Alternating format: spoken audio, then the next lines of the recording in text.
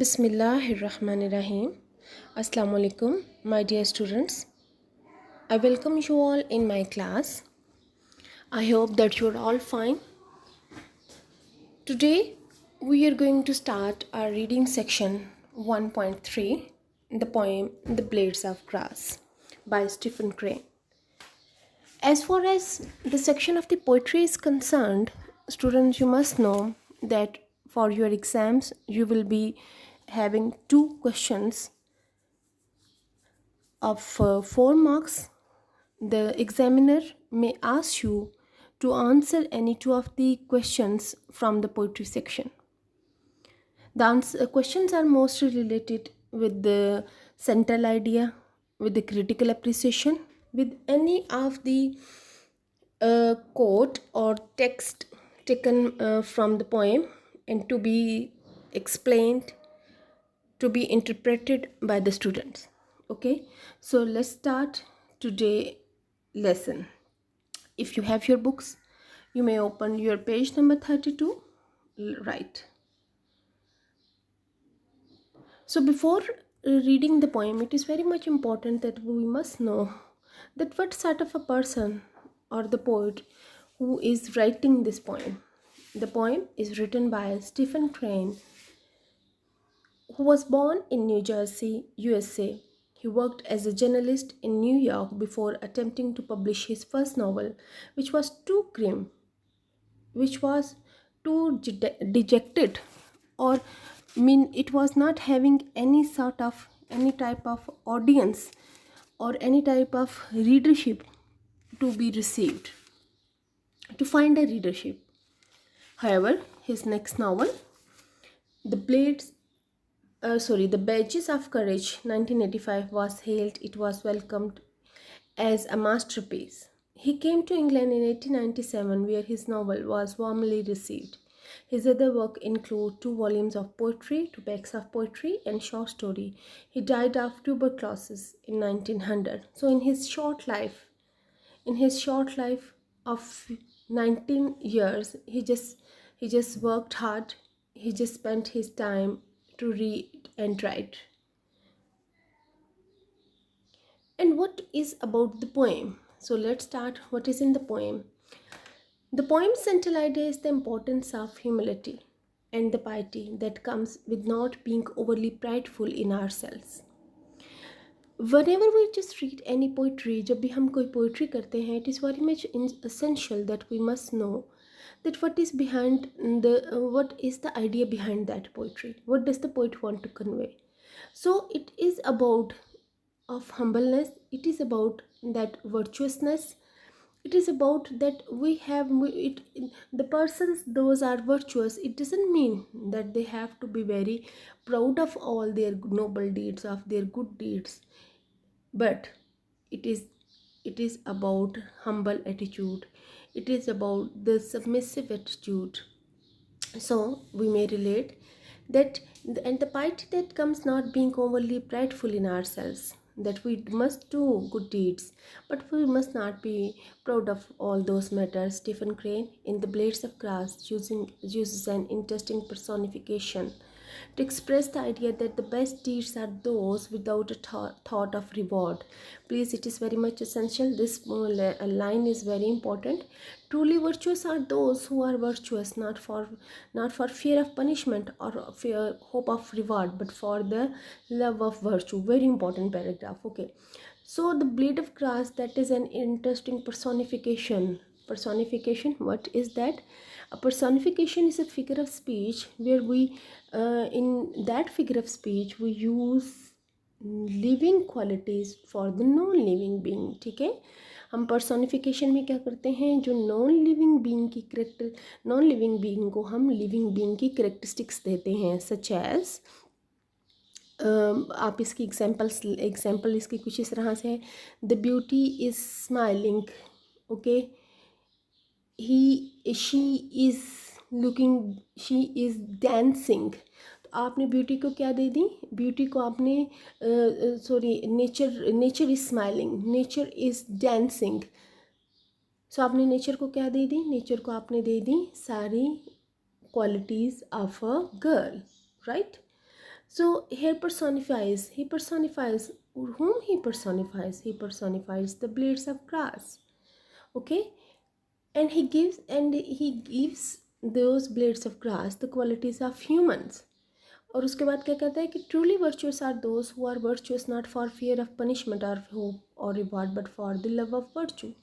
The poem is following any not the poem is not following any rhyming mechanism. As far as the techniques are concerned, the poet is not using any technique but retains a lyrical rich tone. When we will be reading the poem, we will be observing that there is no doubt that it is a free verse but or following any regular rhyming scheme, but even then there it is rich in tone. It is profoundly beautiful free verse. This poem has the structure of a narrative with the dialogue between God and blades of grass. It is narrative in structure. Mean as far as the structure is concerned, it is telling us a story. What is a narrative? Narrative tells a story where there are dialogues, where there are characters. Okay, so narrative क्या होता है? Narrative story writing क्या है कि जहाँ पे आपके पास dialogues हैं, जहाँ पर आपके पास क्या है, जहाँ पर आपके पास characters हैं. So here we have the dialogue between God and the blades of grass. Blades of grass क्या है? That is a grass that is not lower ground. ठीक है, जो छोटी वाली grass नहीं है, that is only sticking to the that are the long tall long blades of grass. This setting of the poem is in heaven. The poet creates rich visual imagery. Not only he just uses the personification, but as far as the imagery is concerned, he uses visual imagery by using blades of grass standing in front of God. Okay, so he creates the visual image as well. So let's start the poem. Okay, open page number 32, okay, of your books, so that we may start our reading. In heaven, some little blades of grass stood before God. What did you do? Then all, save one of the little blades, began eagerly to relate, impatiently narrate the merits of their lives. This one stayed a small way behind, ashamed. So the lines suggest different things. So if we want to go back towards the mechanism of reading, of writing this poem, we'll see that is not following any rhyming scheme, okay? But it is just giving us a rhythm in its words. So what is the setting? The setting is in the heaven, where there's some blades of grass. They're standing before God, and God is asking them, what the good deeds? What did you do? Okay, what did you do? तुम लोगों ने क्या किया? What? It could be like that it is rather judgment day. It could be like that those all blades of grass, they are standing in front of God, के वो God के सामने सभी blades of grass जो हैं वो सब खड़े हैं, उनसे question करते हैं. God उनसे पूछ रहे हैं कि what did you do? Then all say one of the little blades began eagerly to relate. उनमें से जो सब लोग होते हैं, सब लोग बड़े eagerly, impatiently जो हैं, they started to narrate, they started to relate, they wanted to tell, impatiently narrate, they wanted to tell the story. ठीक है, वो क्या बताना चाह रहे हैं? They are so eager to tell the story, the merits of their life, what they have done in their life. वो ये बताना चाह रहे हैं कि उन्होंने अपनी ज़िंदगी में क्या किया. The one stayed a small way behind, ashamed. उनमें से सिर्फ एक. All are excited except one. That blade of grass kept quiet and stood behind other because of shame. Okay, बाकी सब लोग जो हैं वो सब कुछ ना कुछ बता रहे हैं. They are standing in the court of God on the day of judgment in heaven. It could be like that. ठीक है, and they all are talking about the deeds and the action on what they have performed when they were alive. Okay, right, but there is only one that is not, that is rather, he is so humble. He is not narrating any of the story. Okay, so again अब वापस हम चले जाते हैं. Here what is the technique used by the writer? What is the poetic figure, poetic language or the figure of poetry that has been used, that is personification. तो उसने personify किया है, the poet has given the qualities of humans to blades of grass. ठीक है, उनको उसने वो qualities दे दी हैं कि जिसमें वो बता सकते हैं, जिसमें they can speak, they can talk. Okay, so again मैंने आप दोबारा से आपको बता देती हूँ कि कुछ blades of grass they are standing before God on a day of judgment. Okay, and God asked them what about the good deeds and the action they have performed on earth when they were alive. Okay, so all of them spoke of their, all of them are eager to relate impatiently, very anxiously to tell what they have done in their lives. But there is only one that stay quiet and silent. Okay, and he seems to be ashamed. Let's see what he is ashamed of. The explanation we just explored in the stanza. Set in heaven, the stanza explores blades of glass standing in front of God. All the blades except of one were enthusiastic to share their good deeds, and they all except one eagerly relate to God. One blade of grass stood in the back and was seemingly hesitant to speak. Okay, so one that was standing behind, he doesn't seems to be so anxious to speak. He was just listening. तो सब क्या हैं, दोबारा से बोल देते हैं कि सब बड़े इंथ्यूजियास्टिकली अपनी मेरिट्स, अपनी नोबल डीड्स के बारे में बता रहे हैं. सिर्फ उनमें से एक है जो हेजिटेंट है बात करने के बारे में. Okay, stance number 2. Presently God said, and what did you do? The little blade answered, oh my lord, memory is bitter to me, for if I did good deeds, I know not of them. Then God in all his splendor, grandeur, brilliance rose from his throne. Oh, best little blade of grass, he said. So what is that second stanza? Second stanza explores, what does the second stanza just tells us? That continuing with that imaginary case, अपने poet उस imaginary case को continue रखता है. तो वो कहते हैं कि in that court, after listening the proudful stories of blades of grass, God asked the little blade of grass who was standing behind, okay, that what did you do, little blade answered, oh my lord, कि तुमने क्या किया. That blade of grass जो खामोश था, God उससे पूछते हैं कि तुमने क्या किया है. He says that I am ashamed. Why? The little one replied that he had forgotten. I know, for I did good deeds, I know not of them. As memory is bitter to me mean I couldn't remember, rather bitter having many implication. शायद ये है कि मैंने जो भी काम किए हैं I have forgotten them. ठीक है, rather if I have done some bad deeds, I do remember all those deeds, and it just made my memory very bitter. Rather he is making confession of all his conscience. Okay, so if he is feeling sorry for what he have done in the world, so is in these in 3 lines, oh my god, memory is bitter to me, for I did good deeds, I know not of them. It implies different meanings. ठीक है, इसके different meanings है. Number 1, as apparently it seems that blade of grass is in a very shameful way, or in a very shameful way, he just confesses that it seems to me that I do not have as many good deeds to narrate, but I want to confess about my bad deeds, कि शायद मैंने बहुत अच्छे काम नहीं किए. I want to tell about my bad deeds.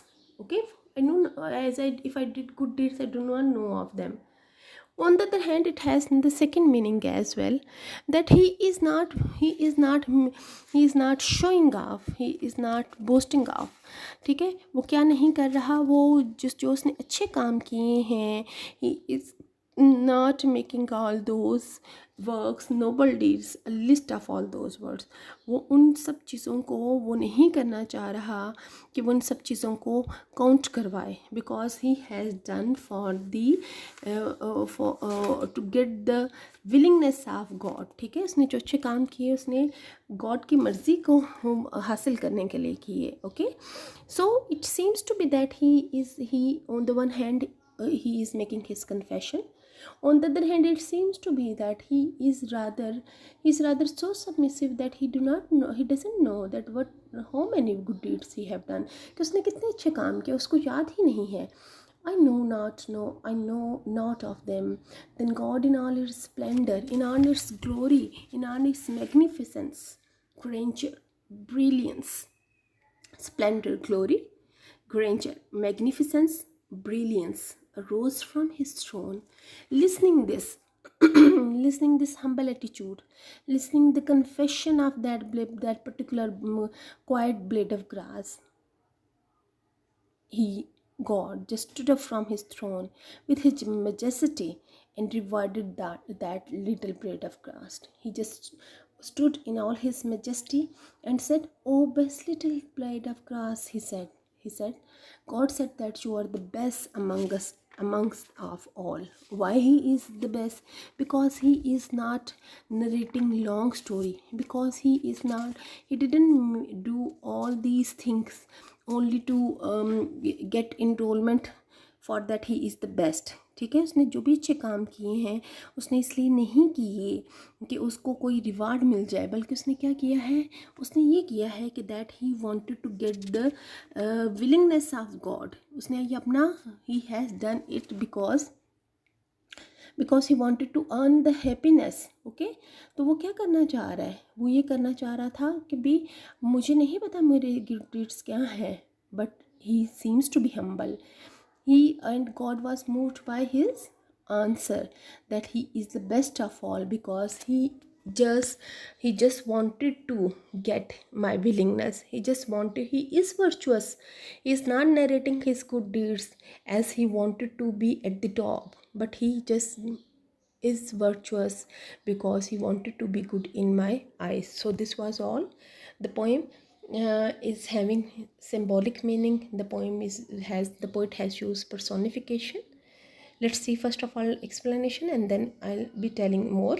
In the stanza, God asks for remaining silent blades of good deeds, blades of his good deeds, yet the blade humbly respond that he cannot recall any good deeds. God stands, however, and exclaims that he, the blade of grass, unlike his peer, who proudly and enthusiastically shared everything, was the most virtuous of all blades of grass. In the end, the moral of the poem is that what we have talked in the very beginning. What we have talked that truly virtuous are those who are virtuous not for fear of punishment or hope of reward. So this blade of grass is doing all the work, not for the fear of punishment nor for the reward, but he is doing for the love of virtue. He is doing in the love of God. Okay, so we just see that how beautifully the poet has used personification. Personification means here where the poet gives the quality of living being to non-living being. He has given the qualities of a human to blades of grass where they are excited. ठीक है, उनकी excitement उसने show की हुई है, उस blade of grass की repentance show की हुई है, that he is hesitant to speak. Okay, उसके साथ उसने क्या बताया हुआ है कि that they are standing on the day of judgment to be asked for, to be accounted for what the work they have done in the world. Okay, इसके साथ साथ क्या है कि the poem is in fact a symbolic one as well. ठीक है, poem में symbolism भी है, it is symbolic as well, हमें मुख्तलिफ़ चीज़ों के बारे में बताती है. Will be doing all those questions regarding the personification and the symbolism in our next lecture. For this lecture it was only necessary to get the idea what is this poem about. Okay, and to know to read between the lines. I hope so that you had your pens and registers with you to write down all the important points that we have discussed. Okay, so make them